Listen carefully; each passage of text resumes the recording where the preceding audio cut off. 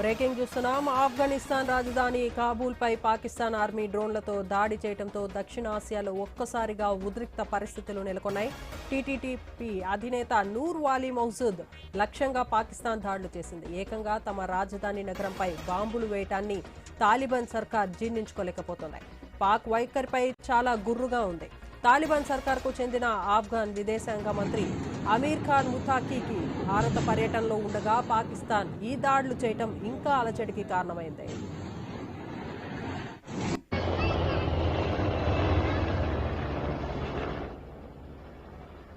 Pak bomb దాడుల్లో TTP chief Noor వాలీకి ఏమీ కాలేదని, వాలీ క్షేమంగా ఉన్నట్లు ఆ సంస్థ చెబుతోంది. పాకిస్తాన్ ఆర్మీ తీరుపై సొంత దేశంలోనే తీవ్ర విమర్శలు వస్తున్నాయి.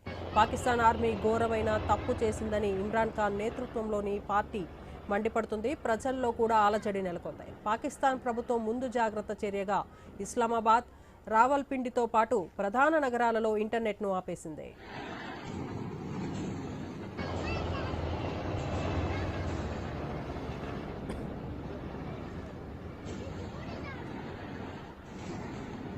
టీటీపీ చీఫ్ లక్ష్యంగా దాడులు చేసినట్లు పాకిస్తాన్ చెబుతున్నప్పటికీ పాక్ బాంబు దాడిలో కాబూల్లోని కొన్ని దుకాణాలు ధ్వంసమయ్యాయి.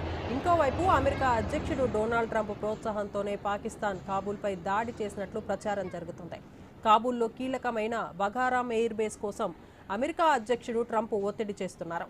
ఈ క్రమంలోనే ఆఫ్ఘనిస్తాన్ను లొంగ తీసుకోవడానికి పాకిస్తాన్ను రంగంలోకి దించి ట్రంపే బాంబు దాడులు చేయించినట్లు భావిస్తున్నారు.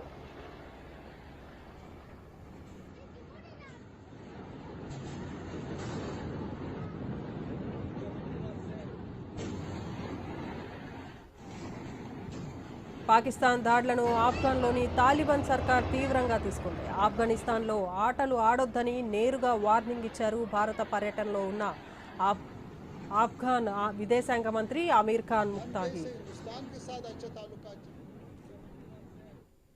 हम जैसे हिंदुस्तान के साथ अच्छा ताल्लुकात चाहता है, पाकिस्तान के साथ भी अच्छा ताल्लुकात चाहता है, लेकिन ये ताल्लुकात दोनों तरफ से हो सकता है, एक तरफ से तो नहीं हो सकता है। इसलिए हमारा ख्वाहिश ये है कि ऐसा गलती को तकरार नहीं करना चाहिए। अफगानियों का हौसले नहीं आजमाया, उसको ज़्यादा छेड़ना अगर लोग करता है तो वो एक बार अंग्रेज से पूछे, फिर सोवियत यूनियन से पूछे, फिर अमेरिका से पूछे, फिर नाटो से पूछे, ताकि वो आपको थोड़ा सा